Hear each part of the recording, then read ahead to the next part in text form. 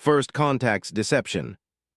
Admiral James Harrison stood at the United Nations podium, his weathered face illuminated by the harsh lights as he delivered what should have been humanity's greatest moment.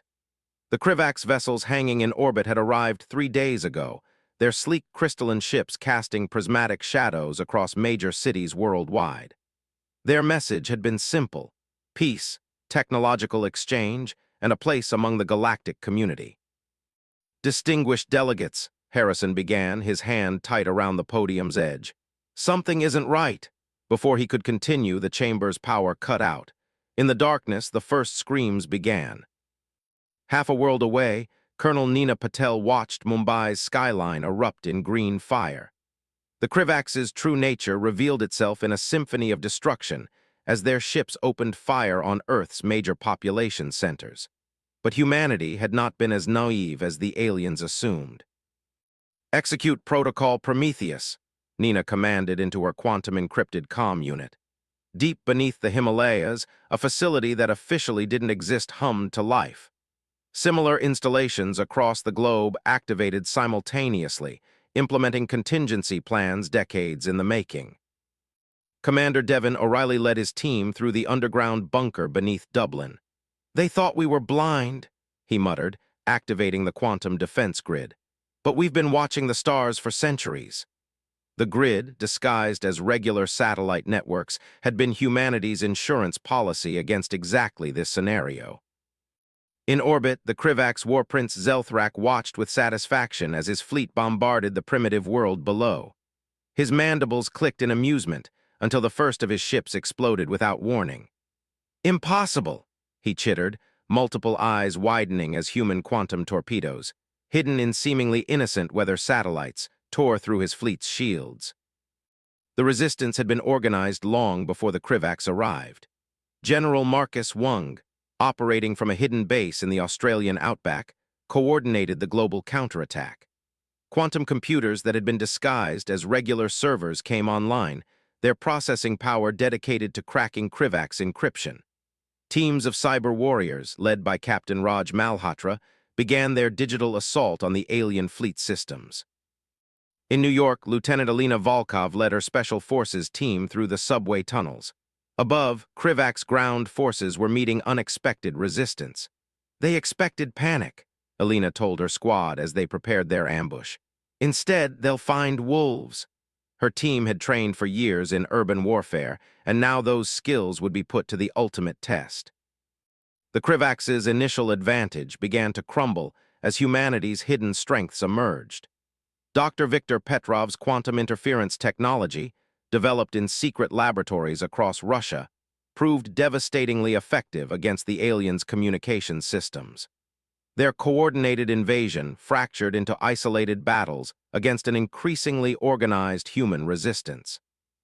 In orbit, the first human counterattack caught the Krivax completely off guard. Captain Jinwei Zhou commanded the supposedly civilian space station Artemis as it revealed its true nature, Earth's first space-based battleship. Its quantum weapons, disguised as scientific instruments, carved through the alien fleet's rearguard. War Prince Zelthrak watched in growing horror as his carefully planned invasion unraveled.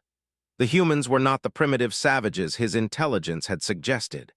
Each defeat revealed new layers of preparation, new weapons that shouldn't have existed, new tactics that spoke of long preparation for this very day. As the first day of real combat drew to a close, Admiral Harrison stood in the emergency command center beneath the Rocky Mountains. The casualties were heavy, but the Krivax had lost their chance at a quick victory. "Send the message," he ordered. Across the planet, humanity's response began in earnest. The hunters were about to become the hunted. Through the ruins of cities and across the scarred skies, humanity's message echoed on all frequencies in perfect Krivax language. "You should have asked the others why they warned you to avoid Earth. Welcome to your nightmare. Operation Ghost Protocol." Beneath the Antarctic ice, Director Amara Okafor activated the Global Defense Network's primary command center. Holographic displays flickered to life, showing the status of humanity's hidden arsenal. For decades, the world's governments had maintained a public facade of division while secretly building an integrated defense system, unlike anything the Krivax could have imagined. Ghost Protocol is now active in all sectors, announced Lieutenant Hiro Tanaka from his station. The quantum-encrypted displays showed green across the board as stealth facilities worldwide shed their camouflage. What appeared to be ordinary office buildings, warehouses, and even mountains began to transform. In the Sahara Desert, Commander Fatima al-Rashid watched as the dunes shifted, revealing massive hangars containing electromagnetic pulse cannons. Her team had maintained this facility for years, disguising it as a solar farm. "All EMP batteries charged and ready," she reported, waiting for optimal firing solution on Krivax command ships. The aliens had expected to find a fractured world of competing nations. Instead, they faced a unified human resistance that had been preparing for this moment since the first mysterious signals were detected from their fleet years ago. Professor Thomas Blackwood's quantum detection array had given humanity the warning they needed, though the Krivax never knew their approach had been discovered. In orbit, Captain Jinwei Zhou's Artemis station coordinated with newly revealed defense platforms. What the Krivax had dismissed as space debris turned out to be a network of stealth satellites armed with particle beam weapons. "Execute pattern Sierra," Zhou ordered. Synchronized beams of energy lanced through space, cutting through Krivax fighter squadrons with surgical precision. War Prince Zelthrak watched in mounting fury as his ground forces reported more losses. In Singapore, what appeared to be civilian protesters transformed into highly trained combat units, their supposedly primitive weapons revealing themselves as advanced plasma rifles. Colonel Kenzo Yamamoto led these ghost warriors, his teams striking from unexpected angles before disappearing into hidden underground networks. The Krivax's advanced scanning technology proved useless against humanity's quantum camouflage systems. Dr. Isabella Santos' breakthrough in quantum field manipulation had allowed human forces to operate practically invisible to alien sensors. From hidden bunkers across South America, her network of quantum disruptors created safe zones for resistance operations. In the Indian Ocean, Commander Raj Malhotra's submarine fleet surfaced in perfect synchronization. The vessels, long disguised as ordinary research ships, revealed their true nature as advanced weapons platforms. "Launch quantum torpedoes," Malhotra ordered. The underwater arsenal struck the Krivax's supposedly impenetrable energy shields, the weapons phasing through their defenses as if they didn't exist. General Marcus Wung coordinated the global counterattack from his command center in the Australian outback. "Begin Phase 2, he ordered. Across the planet, seemingly ordinary civilians transformed into highly trained resistance fighters. The Krivax found themselves fighting shadows, an enemy that appeared from nowhere and disappeared just as quickly. War Prince Zelthrak's mandibles clicked in frustration as another patrol disappeared in the ruins of Moscow. The humans were using weapons and tactics that shouldn't have been possible for their level of technology. Each defeat revealed new layers of preparation, new technologies that had been carefully hidden until this moment. Lieutenant Alina Volkov's team demonstrated the effectiveness of their quantum-enhanced combat suits, technology that had been developed in secret for years. In the ruins of Paris, her squad moved like ghosts through Krivax positions, their weapons shifting frequency to penetrate alien shields calibrated against conventional attacks. As the second day of real combat drew to a close, Director Okafor received reports from all sectors. The Krivax invasion force was fragmented, their carefully planned offensive transformed into a desperate defense against an enemy they couldn't track or predict. Humanity's hidden strength was revealing itself, layer by carefully prepared layer. In the quantum-secured command center, Admiral Harrison reviewed the battle reports with grim satisfaction. "Send word to all commands," he ordered. "Operation Ghost Protocol Phase 3 begins at dawn." The next stage would reveal even more of humanity's hidden capabilities, transforming the alien invasion into a deadly trap of their own making. He tied turns. The Krivax mothership shuddered as another explosion tore through its lower decks. War Prince Zelthrak stumbled as artificial gravity fluctuated. "Impossible," he snarled, watching human strike teams systematically taking apart his flagship. Not only had they breached the supposedly impenetrable shields, but they were also using his own technology against him. Major Dante Romano led the assault team through the alien vessel's corridors. Their quantum phase armor, developed by Dr. Catherine Walsh's team in underground European laboratories, allowed them to pass through Krivak's energy barriers like ghosts. "Remember," he transmitted to his squad, "we're not just fighting, we're gathering intel for the next phase." In Earth orbit, the true nature of the International Space Station revealed itself. What appeared to be solar panels transformed into an array of quantum weapon platforms. Commander Yuki Sato, who had posed as a mere maintenance technician for years, now commanded humanity's most advanced space-based weapon system. "Target their command and control nodes," she ordered. "Let's give them a taste of their own chaos." The Krivak's ground forces faced an equally devastating revelation. In the Amazon rainforest, what they had dismissed as primitive human settlements transformed into advanced guerrilla bases.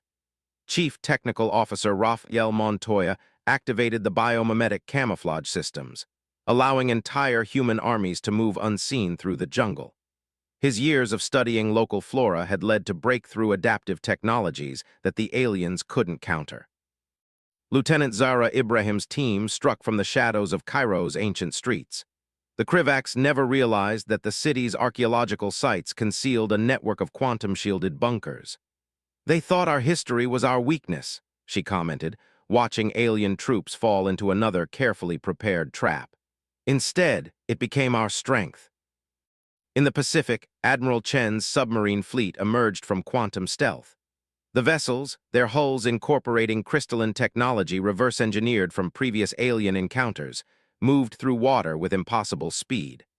"Launch Protocol Omega," Chen commanded. Swarms of autonomous drones, disguised as marine life, surged toward Krivak's water-based operations. War Prince Zelthrak received increasingly desperate reports from his surviving commanders. Human resistance wasn't just fighting back. They were systematically destroying the invasion force's ability to coordinate. Captain Nadia Petrov's cyber warfare team, operating from a hidden base in the Ural Mountains, had cracked Krivak's encryption protocols months before the invasion began. The aliens' superior numbers meant nothing against humanity's preparation and adaptability. Colonel Marcus Bishop's forces in Canada demonstrated this perfectly, using quantum-entangled communication networks to coordinate attacks that seemed to come from everywhere at once. The Krivaks found themselves fighting an enemy that could strike without warning and disappear without trace. In orbit, the tide of space combat shifted dramatically. Dr. Victor Rossi's gravity manipulation technology, hidden in seemingly ordinary satellites, created havoc among Krivak's fighter squadrons.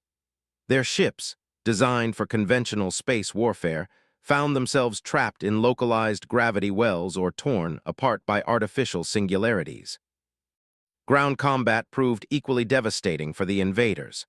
Major Lee Davidson's Rangers, their bodies enhanced with cutting-edge biotech, moved with superhuman speed through the ruins of Berlin. The Krivaks' automated defense systems couldn't track targets that could alter their biological signatures at will. The breaking point came when Director Amara Akafer activated the quantum virus developed by her global research team. It spread through Krivak's networks like wildfire, turning their own automated systems against them. War Prince Zelthrak watched in horror as his own defensive arrays began targeting his remaining ships. Lieutenant Hiro Tanaka's orbital defense platforms unleashed their full potential, their quantum beams slicing through compromised Krivak's shields. The aliens' supposedly superior technology proved worthless against weapons specifically designed to counter it. Each engagement revealed new human capabilities that had been carefully developed and hidden away. As the third day of real combat drew to a close, Admiral Harrison received confirmation. The Krivak's invasion force was in full retreat, but humanity wasn't finished. "Begin pursuit operations," he ordered. "We're not just defending Earth anymore, we're showing them why they should have never come here in the first place." In his failing flagship, War Prince Zelthrak realized the terrible truth. They hadn't invaded a primitive world ripe for conquest. They had walked into a trap generations in the making, and humanity was far from done showing them the consequences of their mistake. Warriors of Earth. The once mighty Krivak's fleet hung in tatters above Earth's atmosphere. War Prince Zelthrak's remaining ships clustered together for protection, their formation tight and defensive. But it wasn't enough to stop what was coming. Commander Frost's Phantom Squad emerged from quantum stealth directly inside the Krivak's command carrier. Her team moved like wraiths through the alien vessel, their advanced combat suits rendering them nearly invisible. "Remember," she transmitted to her operators, "we're not just here to destroy, we're here to send a message." In the Australian outback, General Marcus Wung activated the terrestrial defense grid's full capacity. Massive arrays of quantum cannons, hidden beneath the red Earth for decades, rose to firing position. "Vengeance protocol authorized," he announced. The weapons charged with a sound like distant thunder, drawing power from the Earth's magnetic field itself. The Krivak's ground forces faced total annihilation. Colonel Ramirez's ghost hunters moved through the ruins of Mexico City, their quantum phase weapons bypassing alien shields completely. Each squad member wore experimental biotech armor that adapted to Krivak's weapons in real time, making them virtually unstoppable in close combat. High above the Arctic Circle, Dr. Nikolai Volkov's research facility revealed its true purpose. The supposed climate research station transformed into a massive electromagnetic pulse generator. "Initiate polar surge," he commanded. The northern lights themselves seemed to respond, becoming a weapon that scrambled Krivak's systems across the hemisphere. Lieutenant Amira Hassan led her team through the shadowy streets of Dubai. The city's gleaming towers had become a deadly maze for alien forces, with every street and building rigged with quantum-triggered traps. "They thought our cities were vulnerable," she remarked, watching another Krivak's patrol fall into a gravity well. "Instead, they became their tombs." In orbit, Captain Joe's Artemis station coordinated the space-based counterattack. What the Krivak's had dismissed as debris from their initial bombardment now revealed itself as a network of autonomous hunter-killer satellites. "Execute Pattern Omega," Joe ordered. The satellites activated in perfect synchronization, their quantum beams cutting through the alien fleet's defensive formation. War Prince Zelthrak received the final devastating reports. Human forces weren't just defeating his troops, they were systematically hunting them down. Major Takeshi Yamamoto's Cyber Warfare Division had completely compromised Krivak's battlefield communications, turning every transmission into a beacon for human strike teams. The aliens' technological advantage had been completely neutralized. Dr. Eva Ray's quantum interference technology, deployed through a global network of hidden transmitters, reduced their advanced weapons to useless metal. The Krivak's found themselves fighting with increasingly primitive tools against an enemy that seemed to grow more powerful by the hour. In the Indian Ocean, Admiral Chen's submarine fleet demonstrated the full potential of human adaptation. Their vessels, now enhanced with captured Krivak's technology, launched attacks from impossible depths. The aliens' water-based operations crumbled as humanity turned their own technological achievements against them. The killing blow came from an unexpected direction. Colonel Jack Morrison's orbital drop troops, launched from hidden bases on the moon, struck the remaining Krivak's command ships from above. Their quantum-phased assault pods passed through energy shields as if they didn't exist, delivering elite strike teams directly into the heart of enemy vessels. Director Ockaffer watched from the Antarctic Command Center as humanity's victory became inevitable. The Krivak's invasion force, once seemingly unstoppable, now fought desperately just to survive. Each engagement revealed new layers of human preparation, new weapons and tactics that had been carefully developed and hidden away until this moment. As the fourth day of real combat drew to a close, Admiral Harrison issued the final order. "Begin Operation Endgame," he commanded. Across the planet and in orbit, human forces moved to eliminate the remaining alien resistance. But this wasn't just about victory anymore. It was about ensuring that no other species would ever dare to threaten Earth again. In his failing flagship, War Prince Zelthrak faced the terrible truth. His mighty invasion force had been reduced to scattered remnants, hunted through space and across the planet's surface by an enemy that seemed to possess endless reserves of hidden strength. The humans weren't just defeating them. They were systematically erasing every trace of Krivak's military power from their system. Reckoning. The last Krivak's mothership drifted powerless in Earth's orbit, its once magnificent hull scarred and broken. War Prince Zelthrak stood on his shattered bridge, watching as human vessels surrounded his flagship. The hunters had become the hunted, and now the final act was about to begin. Admiral Harrison's voice echoed through every remaining Krivak's communication system, translated perfectly into their language. You came to our world believing us weak. You thought our divisions made us vulnerable. Instead, you learned that humanity's greatest strength lies in our ability to unite against a common threat. In New Delhi, Director Amara Akafer activated the quantum entanglement network that now connected every major human military installation. The technology that had remained hidden for decades displayed the full extent of humanity's victory. Krivak's forces across the solar system were being systematically eliminated or captured. Commander Jade Chen's Special Operations team breached the final defenses of the Krivak's command ship. Their quantum phase armor, now enhanced with captured alien technology, made them unstoppable. "Secure the bridge," she ordered, her voice cold. "It's time for the War Prince to face judgment." The remaining Krivak's ground forces found themselves trapped in killing zones across the planet. Colonel Magnus Eriksson's Nordic battle group demonstrated why their region had been dubbed the Graveyard by the invaders. Advanced mechanized units, hidden beneath the ice for years, emerged to eliminate the last pockets of alien resistance. Dr. Teresa Santos watched from her quantum laboratory deep beneath the Amazon as the final pieces of humanity's victory fell into place. The biotech weapons her team had developed were systematically dismantling Krivak's battle armor, turning their own biological enhancements against them. "Poetic justice," she murmured, watching the data streams. In orbit, Captain Joe's Artemis station coordinated the final assault. The space around Earth had become a killing field for the remaining Krivak's ships. Lieutenant Ravi Kumar's squadron of quantum fighters demonstrated maneuvers that defied the aliens' understanding of physics, their vessels moving through space in ways that should have been impossible. War Prince Zelthrak faced his captors with a mixture of fear and awe. Commander Frost's Phantom Squad had disabled his personal guards with almost casual ease. "How?" he chittered. "How did you hide such power?" The answer came not in words, but in actions as more of humanity's hidden capabilities revealed themselves. The culmination of decades of preparation played out across the solar system. Major Diego Torres' Mars Defense Force emerged from hidden bases beneath the red planet's surface, cutting off any hope of Krivak's reinforcements. The aliens' failure was complete. They hadn't just underestimated Earth, they had failed to detect humanity's presence across the entire system.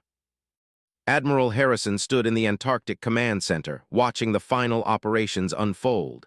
"Send the message," he ordered. Quantum transmitters, far more advanced than anything the Krivak's possessed, broadcast across the galaxy. The message was clear. Earth was not just defended, it was now a power to be reckoned with. Dr. Viktor Petrov's quantum scanning technology revealed the full extent of the Krivak's empire's vulnerability. Their worlds, their fleets, their entire civilization had been mapped and analyzed long before they ever reached Earth. Humanity had not just prepared for defense, they had prepared for a complete reversal of the invasion. In his final moments as a free being, War Prince Zelthrak received the transmission that confirmed his worst fears. Colonel Jack Morrison's deep space reconnaissance teams had already located the Krivak's homeworld.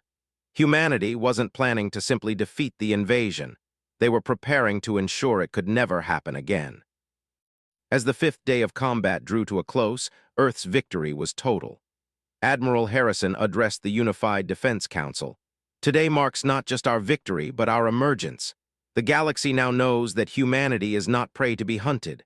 We are the hunters, the defenders, the force that holds the line against chaos." The message sent to the Krivak's empire was broadcast in every known alien language. "Your forces have been defeated. Your invasion has failed. But know this, we could have destroyed you completely.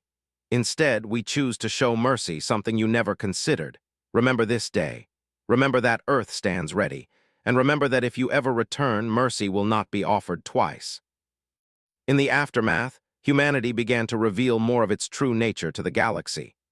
The species that had appeared primitive and divided emerged as a unified force with technology that rivaled or surpassed anything known in explored space. The hunters had become the hunted, and the galaxy would never be the same.